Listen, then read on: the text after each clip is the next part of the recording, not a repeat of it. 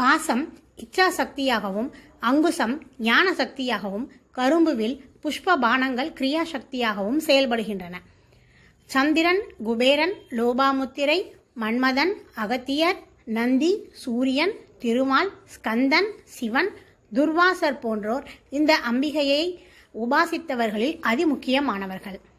பரம்பொருளில் இச்சாசக்தியே திரிபுர சுந்தரி. இந்த தேவியின் அத்தியாத்ம வடிவம் நம் நெற்றியின் புருவ மத்தியில் உள்ளது. அதனை லலிதா சகஸ்ரநாமத்தின் 593 மற்றும் 594 நாமாக்கள் விளக்குகின்றன. தேவி உறையும் இடம் கழுத்து, விசுத்தி சக்கரம். 3வது இடம் ஹிருதயம்.